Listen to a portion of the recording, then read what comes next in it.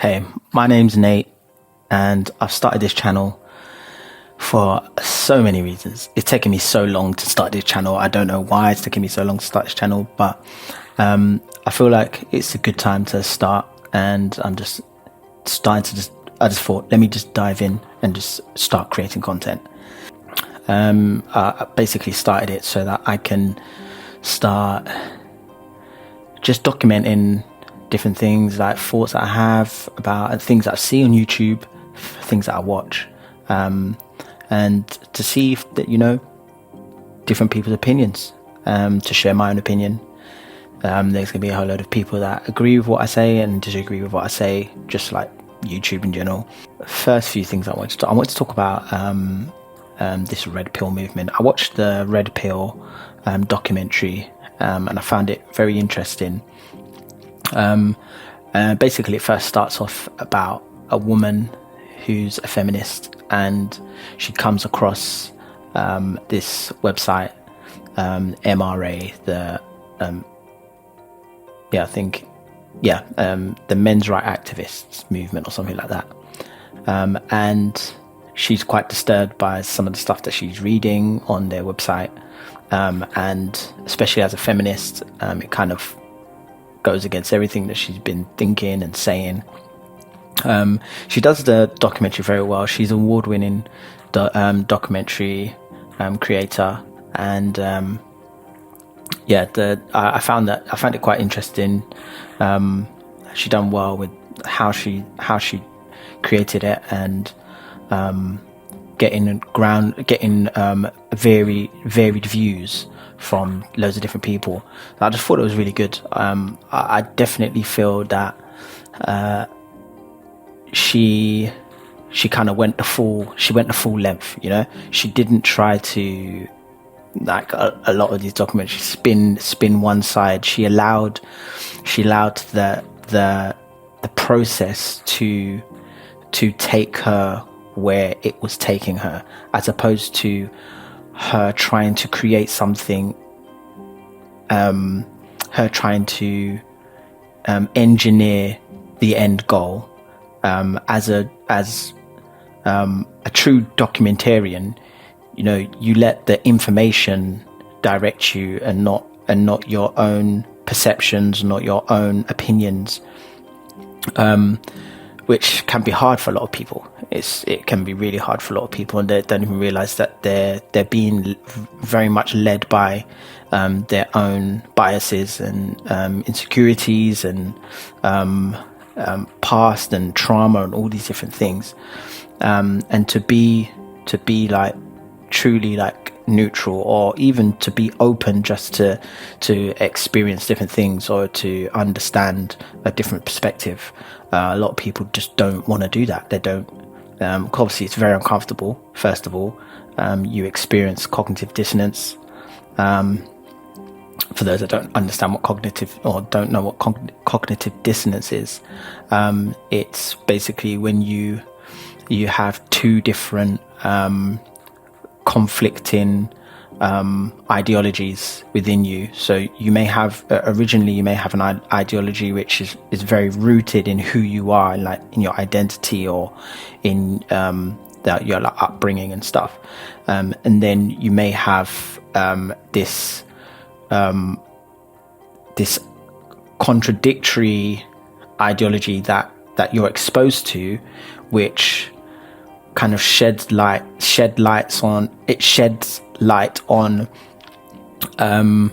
maybe some cracks and some things you didn't really think about in regards to your own way of thinking or your own ideology. And so a lot of people experience this. Say, for example, you once believed, like, say, for example, a child believed in Father Christmas. That child, then another child comes along and gives them evidence that Father Christmas doesn't exist. Now they have two different frameworks, like mental frameworks that are kind of hitting against each other, right? This kind of your parents, as a child, you see them as like, you know, your kind of source of truth, your source of like learning and truth, right? And so if they tell you Father Christmas exists, then you're just going to believe it blindly because they're your source of truth. They're your source of like learning and understanding in this world. And then someone else comes along and gives you like very compelling evidence to say that what they're saying isn't true. Now you're struggling within your mind to say, well, this has to be true because of who's told you, or evidence that you experience. But then you start to, then this evidence starts to show cracks in that evidence. Like you may have caught your dad putting presents under the tree, and he kind of explained it away, and you then just blindly took that. But then this starts to make you rethink a lot of those things and revisit a lot of those things that you were thinking before. And that's and that conflict is cognitive dissonance. So a lot of people experience this, and the feminist movement, you can see that so many of them are experiencing this cognitive dissonance, and are pushing back. And yeah, to a degree, you could say that I am biased. I am biased to, because I'm a man, to this red pill movement and stuff. However, I don't feel that that's necessarily the case, because I was brought up by a single mum, and my dad was around, but I didn't live with him. We didn't grow up with him. Spent like day in, day out with my mum. My mum brought me and my younger sister up, right? So, and then on my mum's, I spent more time on my mum's side of the family, and they're majority women as well. So my mum's got two sisters, and her older sister has 3 daughters.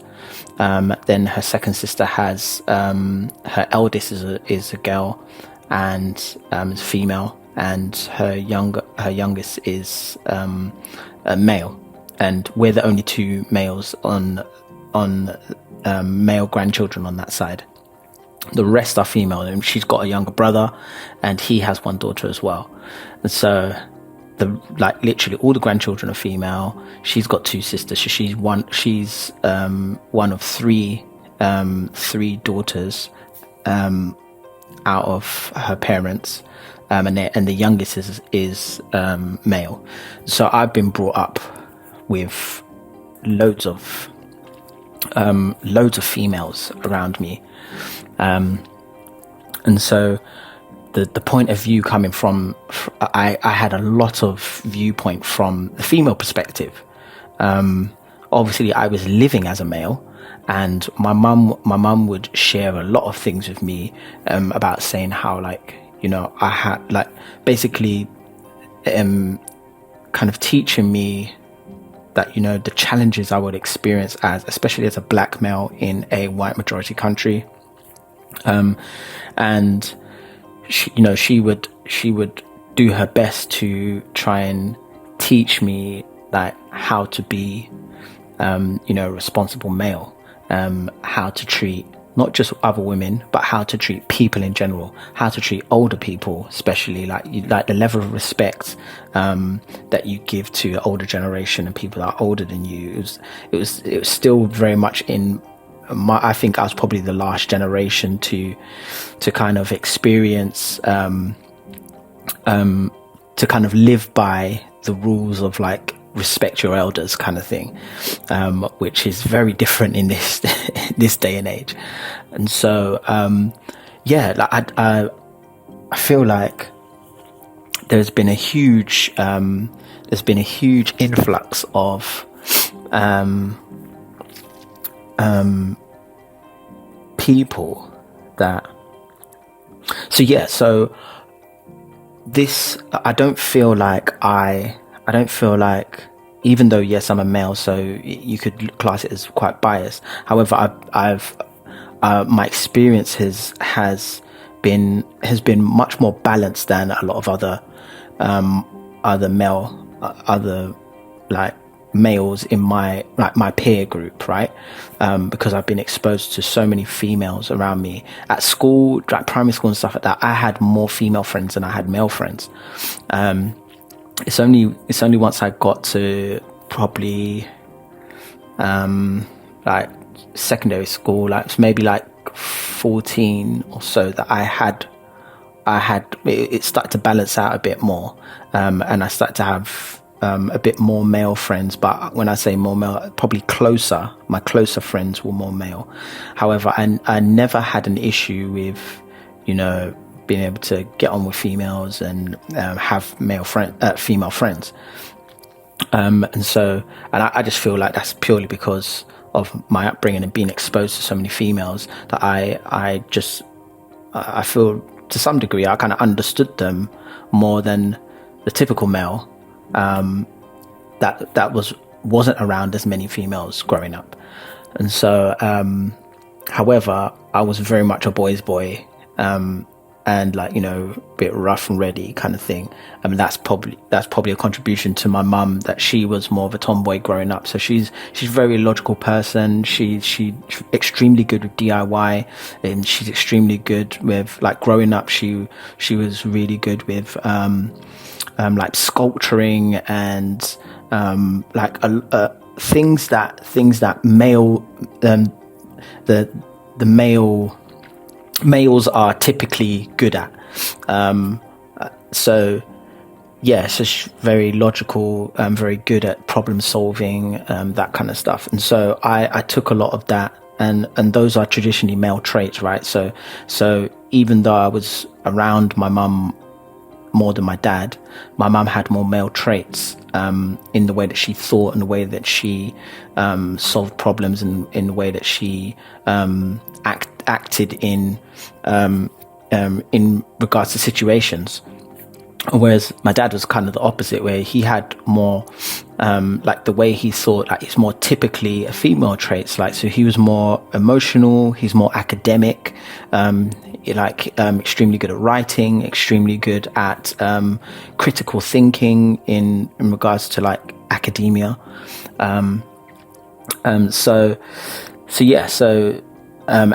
It's very, like, quite emotionally driven. My dad, extremely good with people. I didn't necessarily get those traits because I wasn't exposed to my dad in the more fundamental years growing up. I just wasn't exposed to that. So that kind of changed how. Obviously, that kind of guided how I lived my life, basically how I grew up and how I operated and stuff. Do you know? So it was just interesting So going back to this Red Pill documentary, there's over the years I've constantly completely advocated for, you know, female rights. I still do. I advocate for, you know, women, girls to be able to have just as much opportunity as males do, men and boys. However, that as I've gotten older, I've just heard more and more disturbing statistics regarding men and young boys, and how really and truly society is just failing them. And there is a huge chasm in between the resources, the compassion, the empathy, the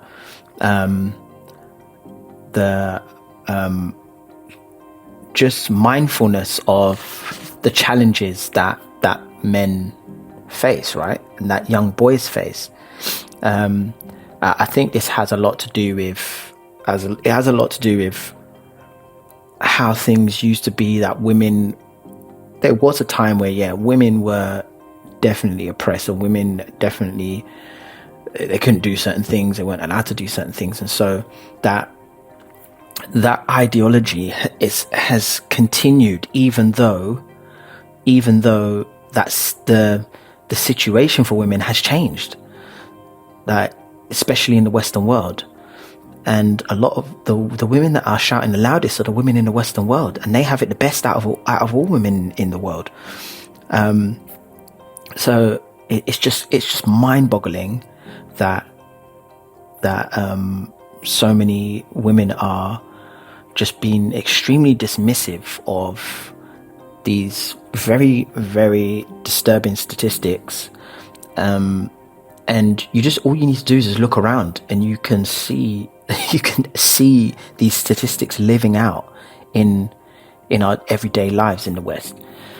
Yet there's just so much when women are specifically feminists, when feminists are again, I'll be very specific, when feminists that are extreme feminists, when extreme feminists are faced with this, they immediately are just like very defensive, become very belittling. They start attacking men or whoever, not even just men or women that are shedding light on these issues, attacking them personally. It's very disturbing, and it's very childish, and people, yeah, it was just shocking. Now you could say that in this documentary, when you're seeing how feminists are responding, that she's edited it this way, and it's shown feminists in a bad light. However, that doesn't make sense, because she was a feminist and she wanted to expose the men's rights activists. So why would she then show the women in a negative light? However, it seems that, she's a documentarian first and a feminist second. And so she made sure that as someone that is going down the route of documenting this clash of gender politics within gender politics, to show both sides, but to show both sides honestly.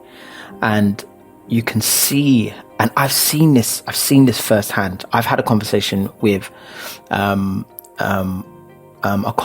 work colleague last year, and she brought up some things about feminism and challenges and stuff, and I challenged her on her views, and she just couldn't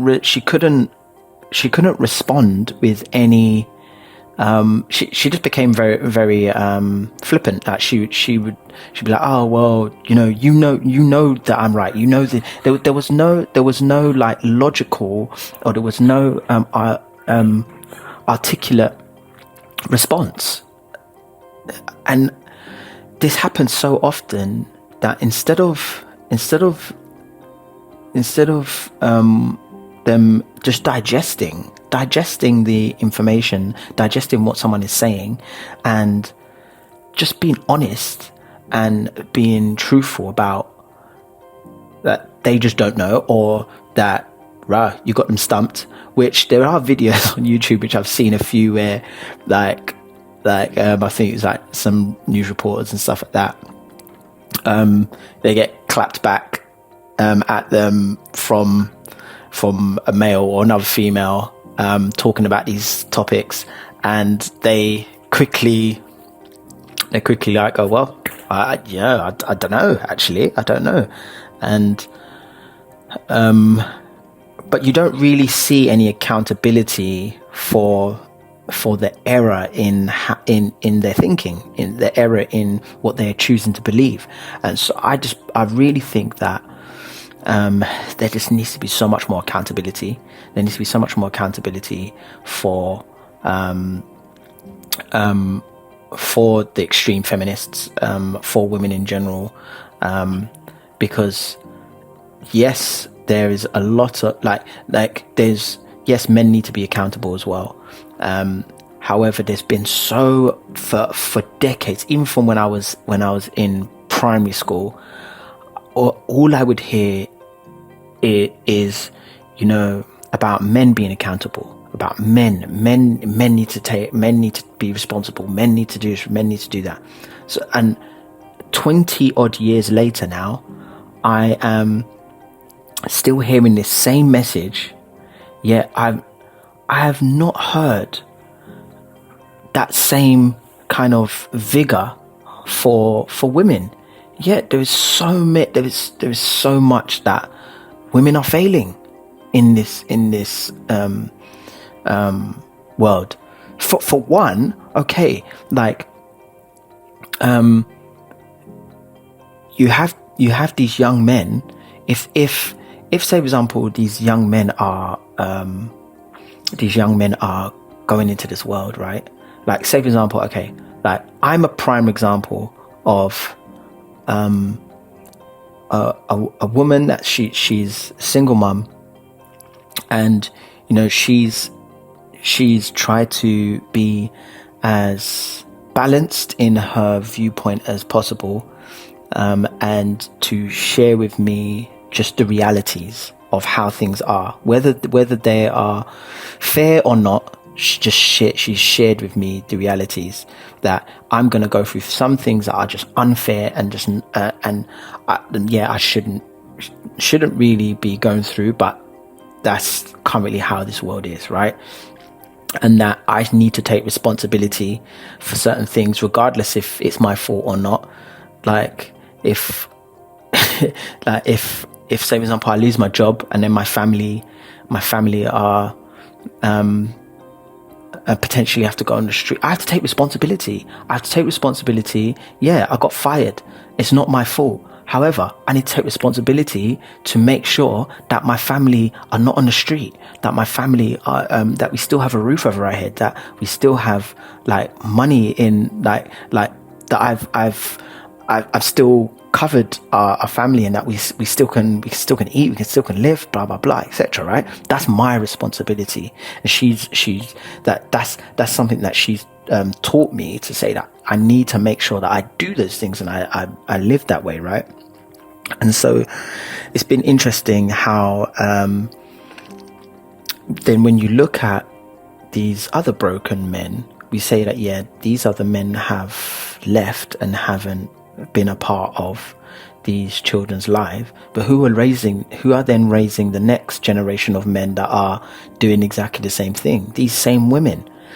I've heard so many stories of how, like, in this documentary, there's a man where he desperately wanted to be in his child's life. First of all, the wife tricked him into having children. He was saying that his wife, she was developing some serious issues or had some serious issues, and he was like, look, we need to sort out these issues before I'm willing to have children with you.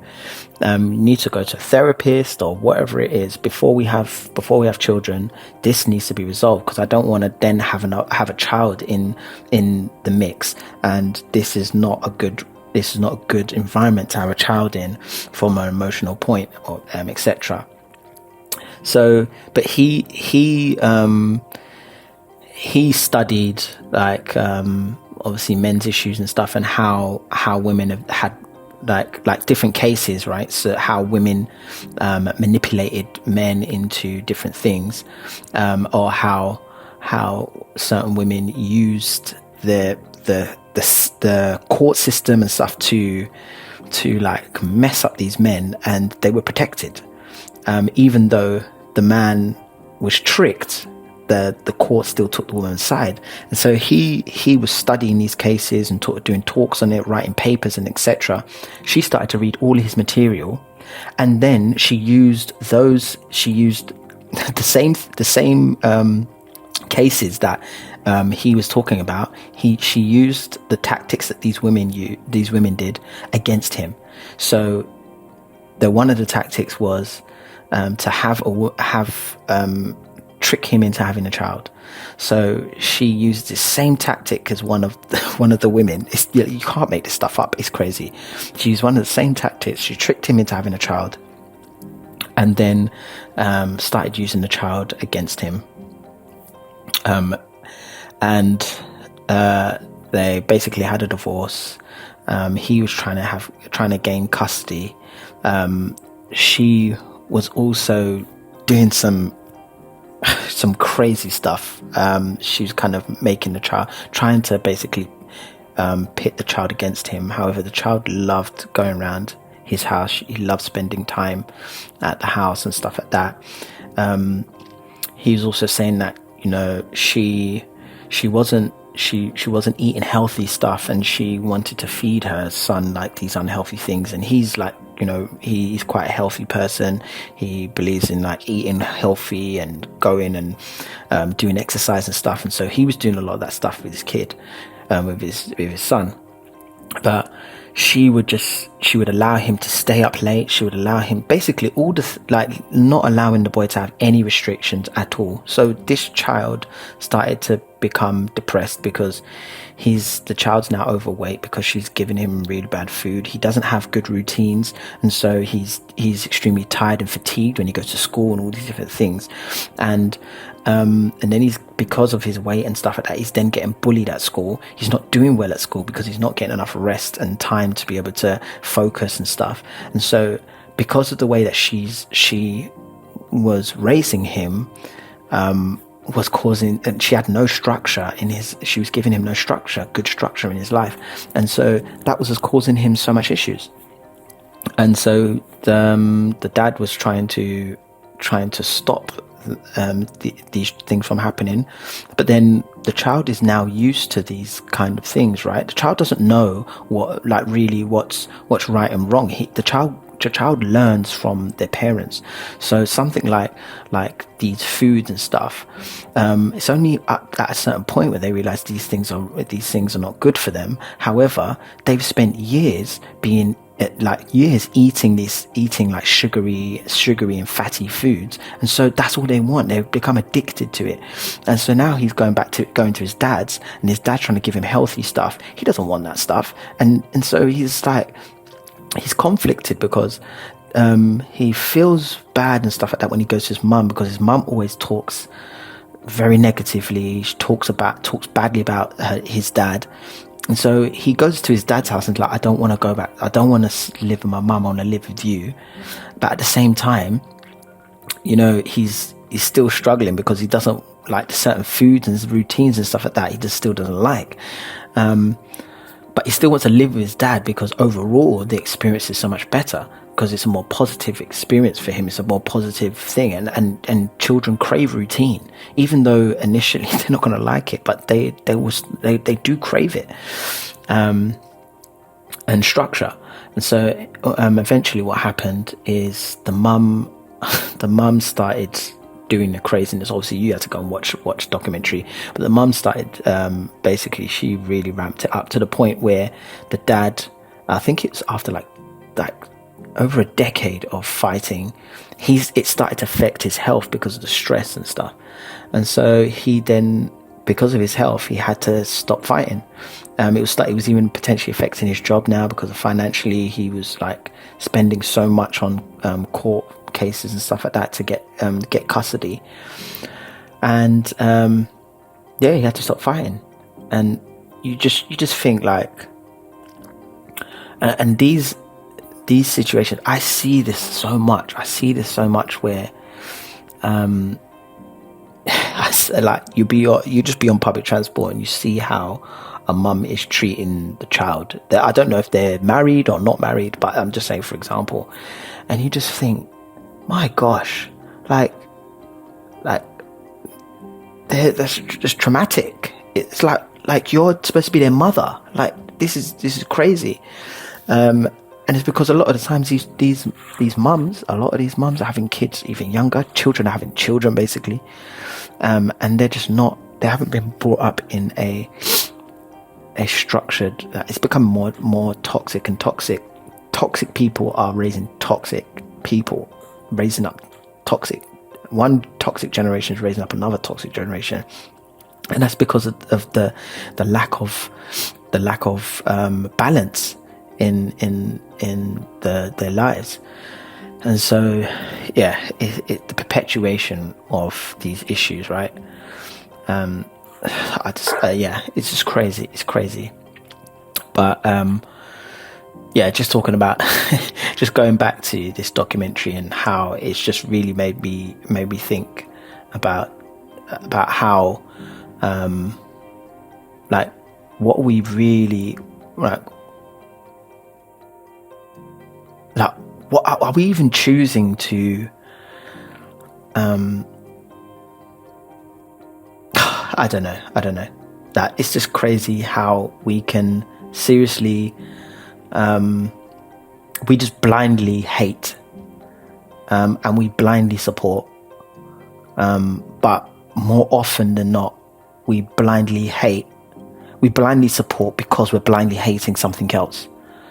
For example, I've seen several YouTubers go out and ask people, do you know Andrew Tate? And they're like, oh yeah, I know Andrew Tate. And they're like, what do you think of him? Or do you like him? And they're like, no. They're like, no, I don't like him. It's like, why? And most people can't give an answer. But then the next best thing when people do answer, they say he's a misogynist. And you ask them, what does a misogynist mean? Like 99% of the people don't even know what misogyny means. And then the 1% of people who do, you say, okay, like so how what gave you the viewpoint that he's a misogynist? And they start saying stuff that he didn't say. Not to say that Andrew Tate is particularly the greatest guy. However, a lot of the reasons that people are hating him, it's crazy. To be honest, I don't like the way that Andrew Tate articulates himself. However, the ideologies behind a lot of the things that he's saying, I definitely agree with, and you can see there's statistics that back it up. And this is the thing: like, so many people are just like they're in a blind rage or hate against this man, and instead of actually thinking, okay, what are you saying? Okay, you didn't say that very well. Like the way you articulated yourself was just ridiculous. You're a bit of an idiot for saying it that way. But okay, I understand what you're saying, and yeah, you that the root of your comment, yeah, makes sense. Absolutely makes sense. And so yeah, I just don't. It just doesn't make sense to me. It doesn't make sense to me how so many people are just not seeing this. But obviously we're creating a generation of or not creating, there's just a generation of blind belief because of I believe a lot of it is because of how quick, like, fast information and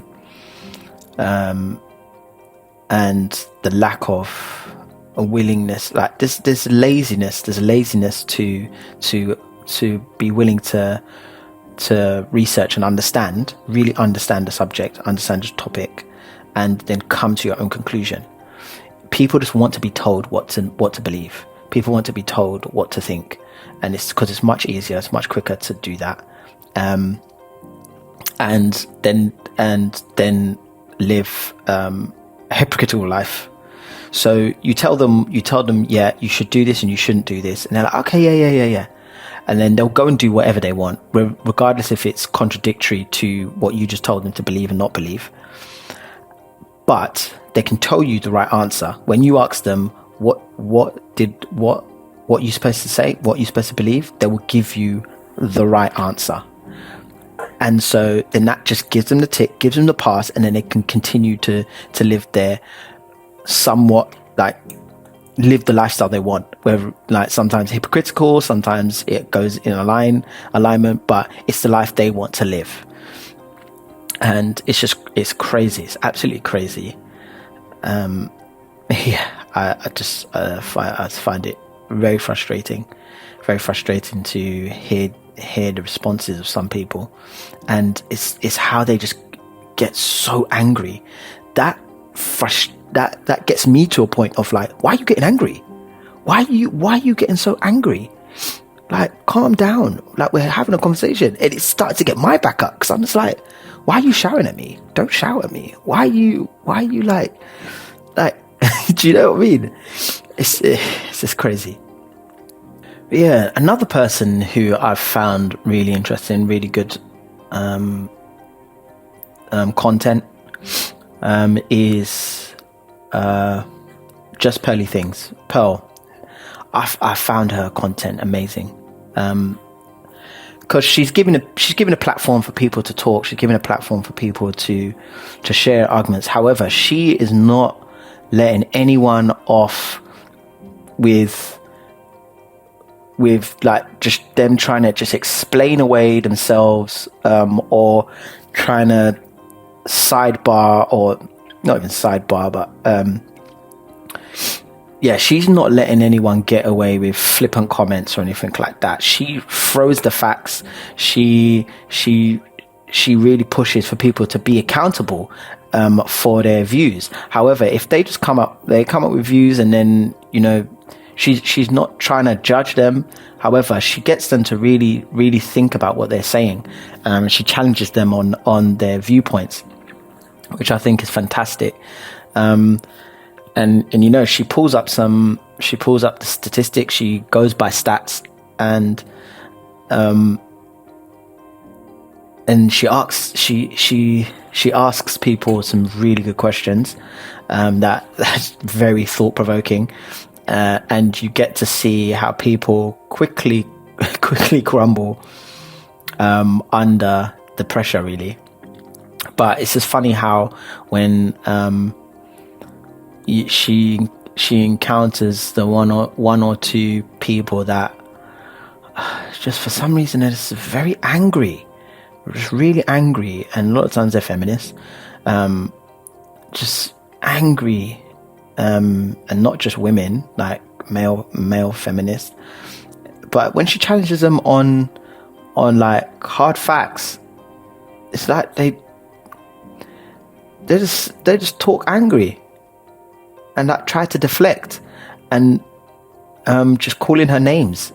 It's like, well, like we're trying to have an intellectual conversation here about this subject, and you're just reducing it to calling people names and calling me this and calling me that. Like, what's wrong with you? Like, what is really wrong with you? What is going on?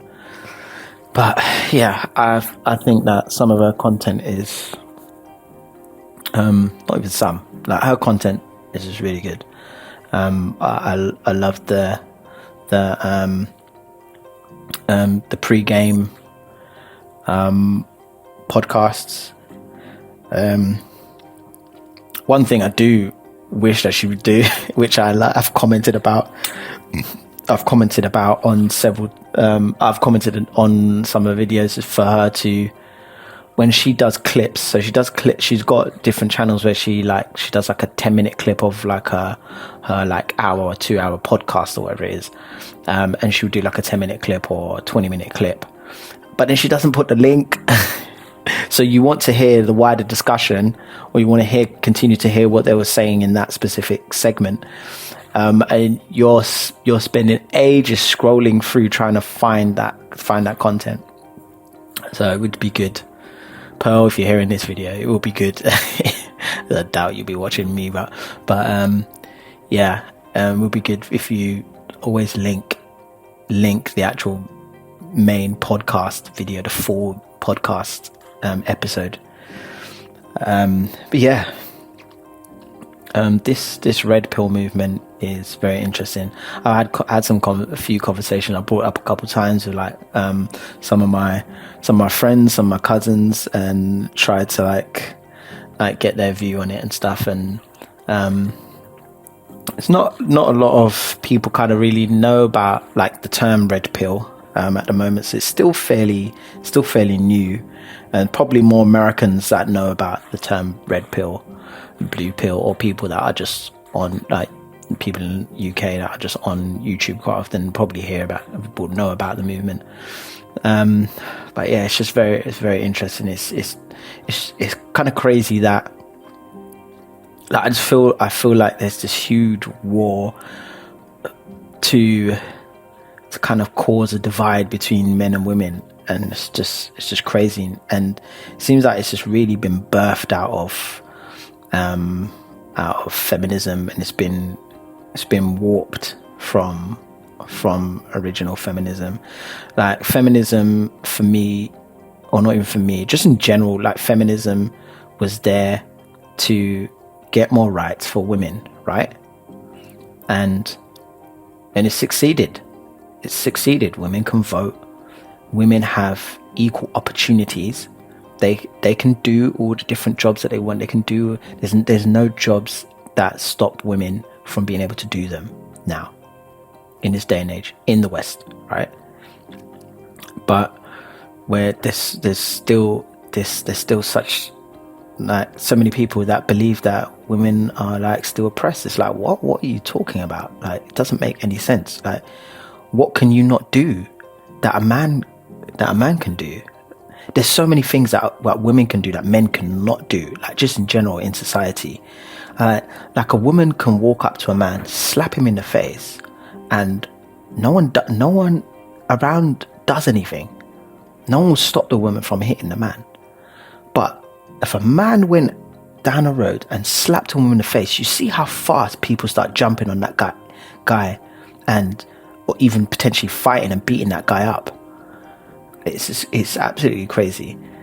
It just in society, or a man or a woman walking up to a man and like say a muscly man or a good looking man and feeling him up and saying, oh, you got nice muscles, or you got and this was kind of stuff. If a man did that, my days, like suddenly he's a predator, he's a rapist, and people immediately will be jumping on him. I even saw on the tube there was a poster about harassing, like kind of saying like, asking a question like, what would you do if you saw like a woman being harassed? And like, we don't need that that anymore. We don't need it, because there's so many people out here that will jump in. They won't just stand by and see a woman that just be abused, or see a woman being harassed. People are going to jump in. People know what to do. But say if you saw a woman harassing a man, what would you do?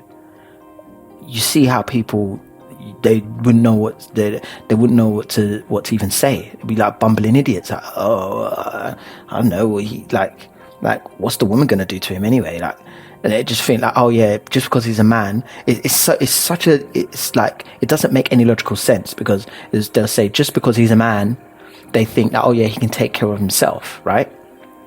And that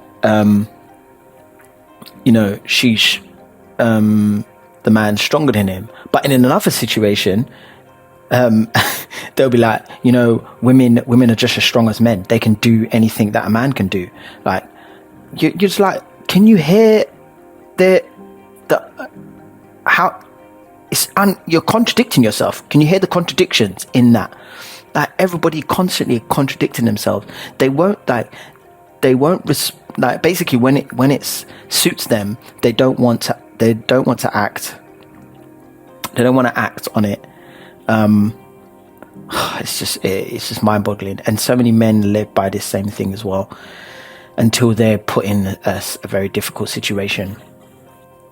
Like, if a woman, I was even brought up, even to now, I would never hit a woman. I'd rather run, or I'd rather I'd rather, I wouldn't even, before I would used to say that I would restrain her.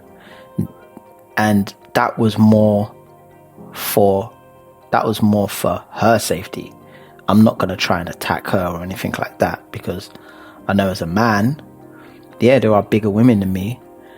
However, I know that as a man, I can do damage. I can do a lot more damage to most women than most women could do damage to me, right? In the way that I could do damage to that woman. And so, but today, I'm not doing it for the well-being of that woman, that I'm not going to touch that woman if the woman's trying to hit me or anything. I'm doing it for me. I'm doing it because I know, even if I try to restrain that woman and she was attacking me, if I lay one finger on that woman to defend myself, and not even from a violent perspective, but just restraining her, I'm going to prison. I'm in jail. But she was the aggressor. So and so many men are in this situation where they're having to run, they're having to leave, because like, it's crazy. It's one-sided. It's just mad. And before people like kind of try and think and try and immediately pigeonhole me or typecast me as like, oh yeah, you're just a lonely virgin and you're moaning about these things because you hate like you hate women, all this kind of stuff, blah blah blah. No, I don't. Like, I'm happily married to a beautiful woman, and it's not even about that at all. It's not even about that. The issue is, it's not about me having an issue with women or women. It's me having an issue with society's idea of equality, society's idea of like how men are actually treated. It's warped. It's not true. Like, people think that men have it easy, just like how that woman that decided to, she believed that women had it easy. This feminist, she believed, yeah, men have it easy, so I'm gonna become a man and live the life of a man.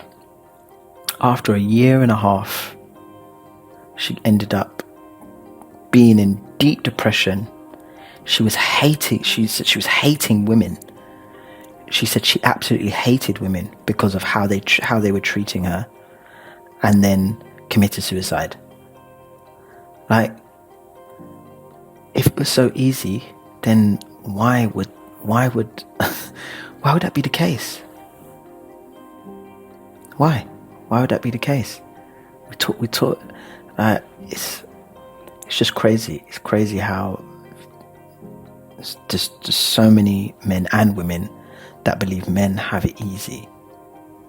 No, it's probably about 10% of men have it easier, because they have money, they have power, and they're able to then use that to have an easier life, have an easier way, to have the conveniences of an easy life. The rest of the 90% of men do not have it easy. The rest of them do not have it easy. The rest of us do not have it easy. So to carry on for us to continue to talk like this, it's just crazy. I feel like I'm going on a rant. So I'm not going to continue with that. But it'll be so interesting to know this would be interesting to know. I know what most people think. Most men are not happy, and then most men are not happy with how they're treated and how things are. However, because of how men naturally are, we accept it and we just get on with it. Like, more often than not, men in general accept responsibility for the way things are. And some of those men will use it for their advantage and try to manipulate and etc. Some of the men will victimize themselves, become simps, and just try and get what they can. And some men are like kind of just in between, saying like, do you know what? I'm just giving up altogether. I'm not trying to do that. I'm not trying to do this. I'm trying to just live a low-key life without that hassle. And that this is not going to end well. It's not going to end well at all. Like the birth rate for the West in particular is drastically dropping. For the last how many decades has been dropping. I wonder why that is. It'd be interesting actually to see how recent the birth rate started to drop. I bet you that I feel confident that if you were to trace back to when to post World War, when a lot of the feminist movement and women wanting to leave home and wanting to work, I bet you that's where you start to see the decline. If we've done more listening, then it'll be a lot better. Especially feminists and women to just listen more and to actively listen and digest what young boys and young men and men, their fathers, their husbands, their brothers, their friends are saying, and really taking a deep look at themselves and digesting it and trying to actually change. In that Red Pill documentary, it's just crazy. Like the head of one of these feminist groups, she's just delusional, and she's saying it's just not, like, certain things she was saying, it just isn't true. It just isn't true. She wasn't giving any facts though to show why it isn't true. She's saying, but this just isn't the case. The case that this and that happened, it just isn't the case, and it's just categorically wrong. Okay, how? Where's your evidence to back up that? Because you flip to when the men are saying this isn't true, and they will say this isn't true because how many percentage of men, blah blah blah. This study was done on however many thousands of men and or group or families or demographic, and this 10% of this, or like giving percentages and giving figures and giving statistics. How do you, like, it just doesn't make sense. Like the hypocrisy. There was one woman in there, she was talking about they were just spewing hate, but in the same breath she was just spewing so many insults at this man. But yet she was saying, your hate speech and your this and your that, and calling him some extremely offensive things that were just getting me so angry. I'm thinking, like, the hypocrisy in your same breath, like, it's so frustrating. That just didn't make any sense to me. How she could just and yeah, she's just so proud of herself and so smug. It just makes me sick. It makes me very sick. The right for her to be able to do that is because of men. The right for her to have that freedom to be able to stand there is because of men that have gone to war and that have allowed her to live in a country that's free. Men that have paved that concrete, men that invented the mic that she was using to spew all of this, the microphone thing that she was using to spew, men that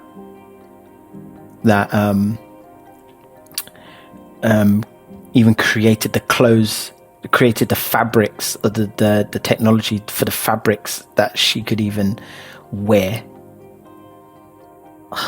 It's the glasses that she had on to be able to even see the things she was reading. The hypocrisy is, she's a walking hypocrite. She's a walking contradiction. It's just mind-boggling. But you can't tell her that. Oh no, you can't tell her that, because then you're dirty misogynist, propping up the monarchy, the patriarchy, like oppressing her. You're a scumbag. You're this and you're that. It's crazy, absolutely crazy. So I just wonder where the solution is, because it just feels like it's getting worse and it's getting worse, and more and more this generation are just choosing not to get married, not to, like, especially men. They're opting out of marriage. They're opting out, and why shouldn't they?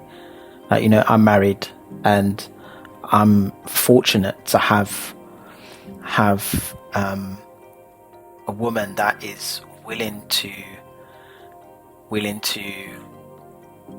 listen, willing to try and change how she thinks and how she operates. As am I. I'm willing to do that. But a lot of these modern women, as they're labelled, a lot of these modern women aren't. They're not willing to do that. They're not willing to compromise. They're not willing to consider the man's feelings, the man's rights, the man's side in the relationship. They're very selfish. They're very self-centered. They're narcissistic. They're just narcissists. And the craziest thing is that they don't even see it. Someone will paint it out for them, and they're like, no. Narcissistic, delusional beings. And it's just crazy. It's crazy. And it's such an injustice for the men of this generation. And yeah, you wonder why now, like, these men are they're inventing these dolls for them to, you know, interact with, and for them to just relieve themselves. And they don't want to interact with these women because they don't want the hassle that comes with it. They don't want to have the craziness that comes with interacting with these women. They're just tapping out. They're like, nah, forget it. But then that comes with its own challenges and own, like, issues and stuff, because then you're interacting with these dolls and stuff like that. But like, we've been created as coexisting beings. Like, we've been designed to want companionship. Like, there's so many studies that show that you live a shorter life if you live a lonely one. That those that live a life with a partner or with close companions live a longer life. And so what are we doing now? What's happening now? Men are already living shorter lives. Why are they even with companions? So then now it's even worse. I'm quite grateful. I'm grateful for having a wife, and, you know, I look forward to having children. I look forward to the day where Like, I hold my child. So many men out there are just opting out of that because, like, it's got a rough deal. If anything goes wrong, they lose everything they've worked hard for, and the most prized possession, their child, the most precious thing to them, their child. They even lose that, and that be used against them. You have to just be careful who you grow up with, like who you have a child with. You know, like I strongly believe I've been with my wife since we were 19. You know, we've grown together. I know her character, and I know she wouldn't do something like that to me. I mean, use my child against me, especially how, you know, she's had a very challenging relationship with her father, and desperately growing up wanted a relationship with her father, and that hasn't been the case. I know she wouldn't deprive her own child of that, and so I don't have any doubts that would be the case. That being said, I also really don't believe that there's an issue that my wife and I couldn't work through, unless she just fell out of love with me and she never want to be with me, and like, well, there's nothing I can personally do, right? However, that's why I do everything I can in my power for us to work on our relationship and make sure our relationship is healthy and make sure our relationship thrives. And that's a responsibility. That's my responsibility. It's also her responsibility. However, I can't force her to do that. So I lead by example and make sure that I do that, so that, you know, she's accountable also.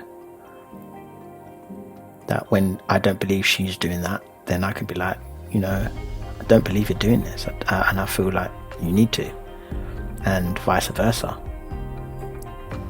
And so, yeah, we need to get to this point where we, as men and women, are coming to a place of common ground. We're actively self-reflecting and listening to each other based off of based on what each other is saying, to really reflect on that and actively make some changes, actively try and challenge ourselves to be better, challenge ourselves to be different, to have a better life, to make the relationship work. We need to start challenging ourselves in that way, right? But that's hard work. A lot of people don't want to do the hard work, don't want to put in the hard effort to do that. They don't want to work hard to be, they just don't want to do it, man. They want an easy life. As I said at the beginning, they just want an easy life. They want to make sure that they just see this Instagram life, they see that people on YouTube, and these 0.01% of people like portraying this lifestyle of like, oh yeah, you know, everything's great, you know, they have all this money, they have all of the best relationships, and everything's just easy and it's not hard. And then 99.99% of the world is looking at that and thinking, oh man, but my life's hard, why is it so hard? And then they start trying to emulate what these people are doing, not knowing that behind, like, the 99, they're only seeing 1% of that person's life. 99% of that person's life, there are just a whole load of challenges, maybe different challenges, because when you have money and stuff, and when you have like all this kind of stuff, you have different challenges. But like, yeah, I really just feel like people need to focus more on what's going on in your own head, going on in your own heart, and going on in your partner's head and your partner's heart, and starting with yourself.